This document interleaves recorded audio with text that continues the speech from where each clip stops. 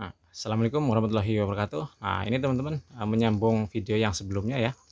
Jadi, sekalian menjawab pertanyaan, teman-teman semua yang masih kebingungan cara menentukan indukan kelinci bunting itu seperti apa. Nah, jadi, ini pengalaman saya teman-teman. Yang pertama itu ketika kita mengawinkan kelinci ya, sebisa mungkin jangan sampai kelinci itu, setelah dikawinkan dan kena beberapa kali itu kencing teman-teman, ya. Walaupun jaraknya sekitar 1 menit atau 2 menit. Biasanya kalau jarak 1 menit atau 2 menit kelinci kencing setelah kena dari bejantan, itu kita, harus kawinkan ulang teman-teman, ya, di lain waktu nggak masalah. Misalkan kayak pagi hari kawin kencing, di sore hari kawinkan lagi. Tapi misalkan kayak jaraknya sudah lebih dari 5 menit, ya, dikawinkan terus kencingnya itu 5 menit kemudian, nah itu menurut saya masih, bisa berhasil teman-teman, tinggal kita amati di hari berikutnya. Nah, cara pengamatan selanjutnya adalah di hari ketiga setelah kelinci dikawinkan. Nah, itu pengamatan yang ketiga. Pengamatan yang, eee, di hari ketiga itu pengamatan yang seperti apa? Nah, yang pengamatan di hari ketiga itu lihat, keagresifan kelinci teman-teman, ya ataupun, pergerakan si kelinci. Biasanya ketika di hari ketiga setelah dikawinkan itu kelinci cenderung agresif teman-teman. Ya, kenapa? Karena biasanya kalau misalkan kayak benar-benar bunting itu kelinci cenderung agresif karena ya, untuk mempertahankan diri bahwa kelinci itu sedang bunting, teman-teman. Makanya ketika kita dekatkan, kelinci itu pasti kalau nggak gigit ya pasti bunyi itu, teman-teman, ya. Terus, kalau disentuh pun pasti menghindar. Nah, itu di hari ketiga, teman-teman. Tapi kalau misalkan kayak nggak bunting ya, disentuh pun nggak masalah ya, biasa-biasa aja. Jadi gerakannya itu nggak terlalu agresif teman-teman. Itu kalau nggak bunting, tapi kalau bunting pasti gerakannya sangat agresif teman-teman, dan mempertahankan diri ya.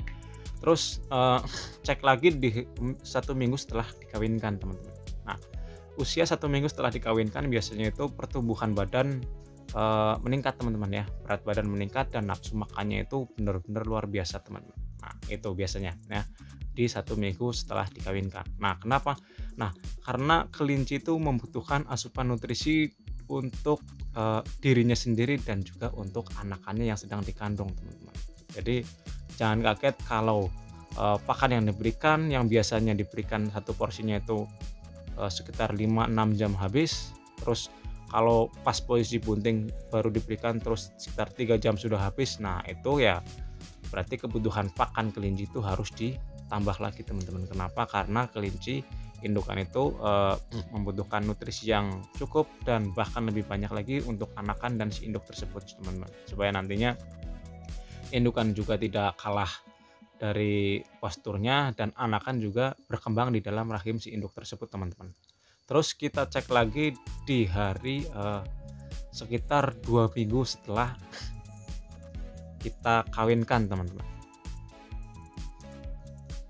Nah, di 2 minggu setelah kita kawinkan, kita lihat aja posturnya teman-teman. Biasanya perutnya itu sudah mulai membesar ya, perutnya sudah mulai, terlihat benjolan-benjolan seperti kelereng di dalam perutnya kalau kita raba atau palpasi ya di bagian perut bagian kanan.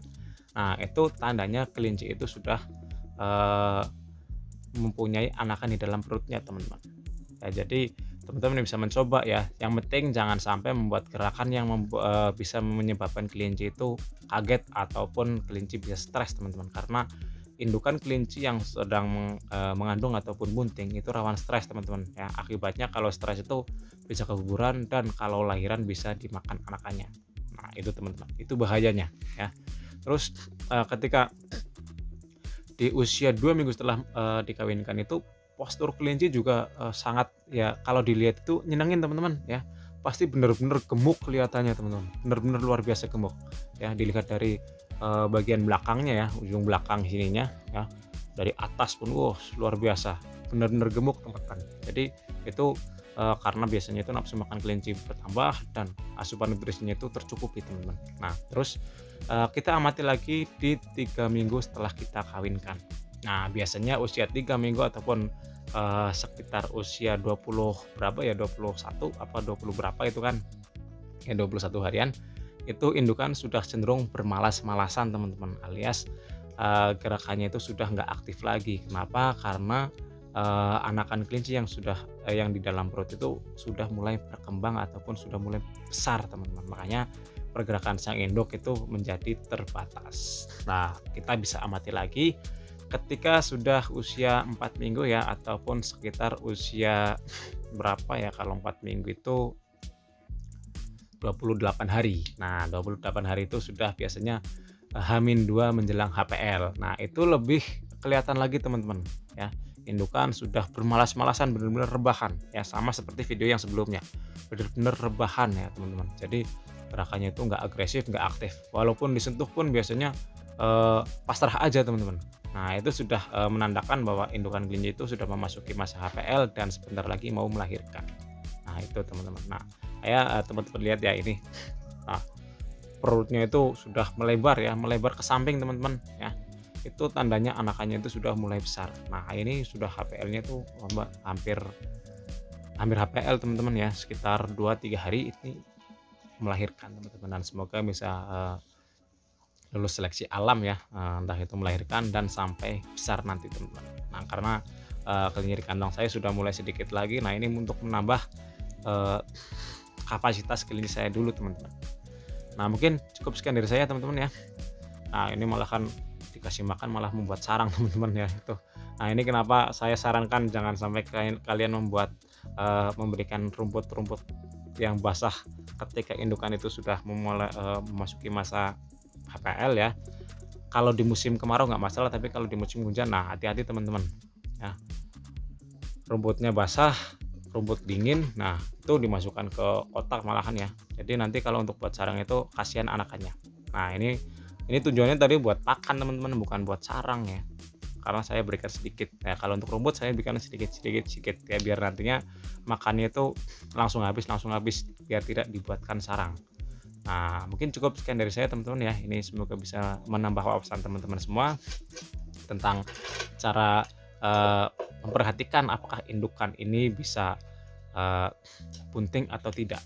Nah, karena kalau misalkan kayak benar-benar tidak diperhatikan ya, indukannya nggak bunting, itu kan kita harus langsung mengawinkan ya, supaya nantinya tidak termakan waktu teman-teman. Termakan waktu itu misalkan kayak indukan hamil semu ya, wah kebuang waktunya teman-teman.